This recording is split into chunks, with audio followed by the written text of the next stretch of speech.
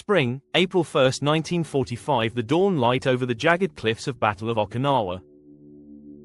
A grey sea. Waves crash against shattered concrete. The first US landing craft hit the beach. Men fell before they even reached the sand. Somewhere behind them, hidden in caves, ridges, and shattered villages, a catastrophe unfolds. This is not the chaos most expect when they think of war. It is worse. Much worse. What you might have dismissed as just another battle will soon become one of the great tragedies of the 20th century. Because on this island, the underestimated will prove extraordinary, not in fame or glory, but in the scale of suffering. The vast arc of World War II is littered with battles we study, heroes we honor, victories and defeats we recount.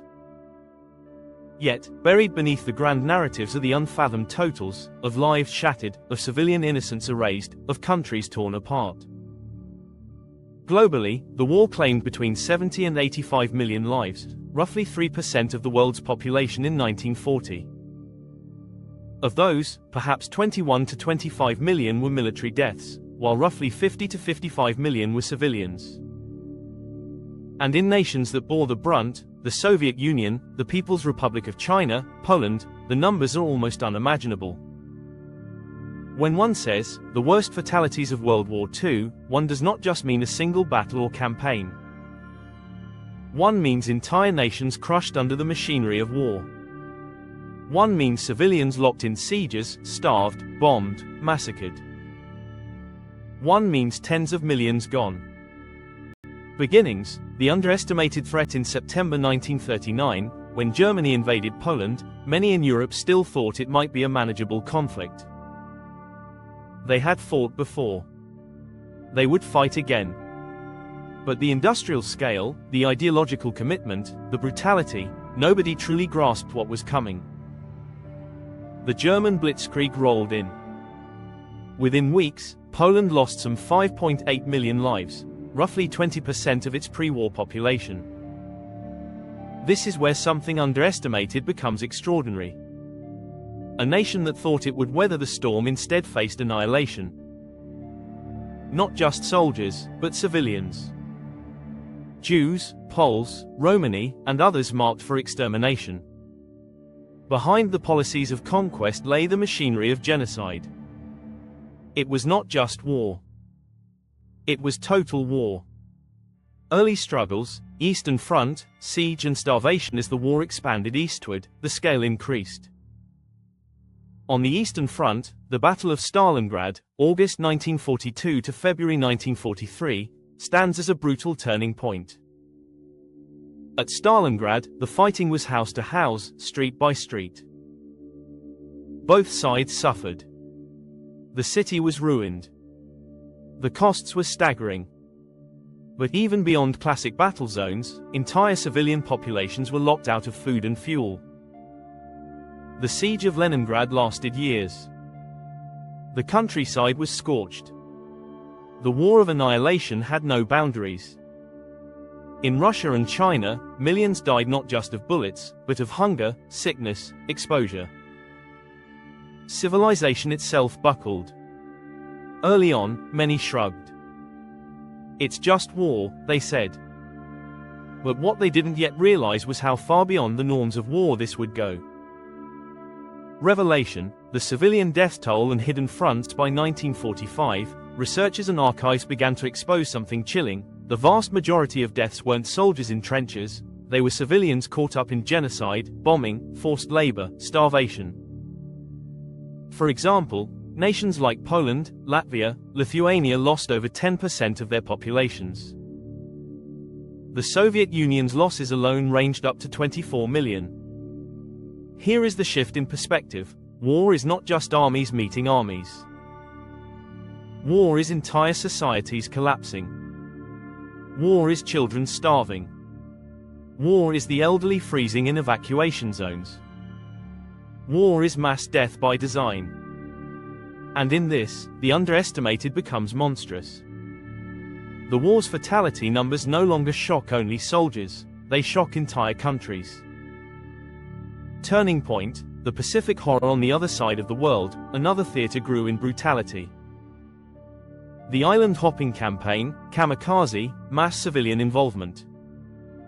Few believed civilian losses could match those in Europe. They were wrong. Consider the Battle of Okinawa, April 1 to June 22, 1945. More than 200,000 people died, over 188,000 Japanese, including many civilians, alongside roughly 12,000 American deaths. Here, the war reaches its darkest moment, entire islands turned into tombs. The underestimated perception of a quick Pacific victory shattered under the grind of death. Chaos versus order, strategy, miscalculation and the human cost in the European theater, orders were given, plans made. Yet the scale of chaos was beyond the command books. At Stalingrad, miscalculation by the German High Command collided with Soviet tenacity, the result, a whole army destroyed. On the civilian side, bombing campaigns over cities like Dresden, Tokyo, forced marches of POWs, death by element and neglect. The map of war is no longer lines on a board, it is ravaged towns, broken families, countless graves. Yet, amid the chaos, order attempted to emerge. Logistics, commands, counterattacks. But the death toll soared anyway. That contrast, systematic planning leading to unsystematic catastrophe, is part of what makes these fatalities so devastating. Shift in perspective, numbers that drown individual stories. It's easy to read 50 million dead and feel distant. But imagine a town wiped out, a region emptied of men, women, children. In Poland, nearly 1 in 5 people died. For the Soviet Union, China, Germany, lives lost numbered in the tens of millions. Here's another shift. When you stop thinking of fatalities as statistics and begin thinking in terms of cities emptied, families gone, generations lost, that's when the horror becomes real. And the improbable becomes inevitable. Failure and triumph, military versus human cost victories were won. Battles were ended. Nations liberated. But at what cost? The triumph of the Allies over Nazi Germany and Imperial Japan cannot neatly erase the individual tragedies. Consider again the Battle of the Bulge, December 1944 to January 1945, the largest land battle of the US Army in WWII. Somewhere between 19,000 American soldiers died, and many tens of thousands wounded or missing. A strategic triumph, but inside it, thousands of lives lost, families forever changed. On the broader scale, it stands as both order, the battle plan, and chaos, the human cost. And yet, for many civilians in places like the Soviet Union and China, there was no clear victory moment, only survival or not. Final revelation, the war's final numbers and reflection as the war closed in 1945, as the Allied forces closed the noose around Axis powers, the final toll emerged. Historians now estimate 70–85 million deaths in WWII. That figure includes roughly **50–55 million civilians**. The majority of humanity's worst fatality spectacle. These numbers force a reckoning. What was trivialized or underestimated at the beginning of the war ended up as the worst catastrophe of human history. And for many, the cost was hidden in statistics, but real in lives.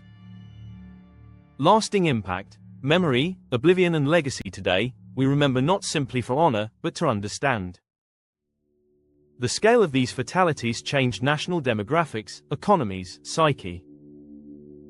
In places like the Soviet Union and China, entire generations vanished.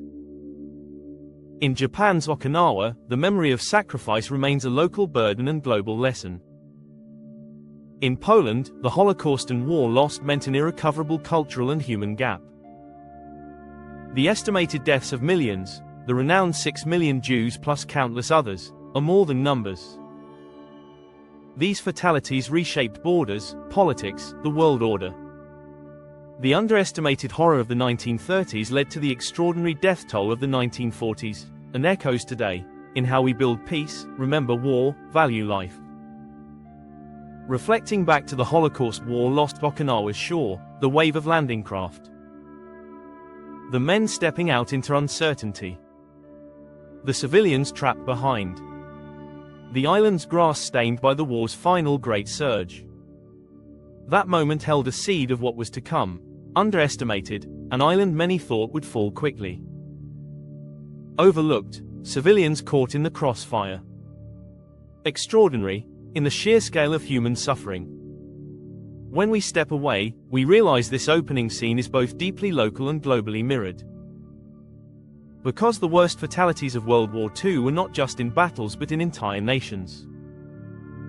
They were not just in defeat but in neglect. They were not just casualties but erased futures. From the first blast on Okinawa's beaches to the icy streets of Leningrad, from the flooded fields of the Eastern Front to the ruins of European cities, the fatalities of World War II mark a threshold in human history. A threshold of what mankind can inflict, and must remember. We began with April 1, 1945. We end with all the dates, all the losses, all the lives. The underestimated became unbelievable. The overlooked became unforgettable. The ordinary became extraordinary in its horror and its lesson. If we carry one thing forward, let it be this: in war, the deadliest things often arrive quietly. They accumulate in silence, one city, one family, one life at a time, until suddenly the numbers cannot be ignored. And the cost cannot be contained. So look again at that dawn-lit beach. The landing craft. The shadows of hills. The quiet before the storm. Because in that moment lies everything that followed, and everything we must never forget.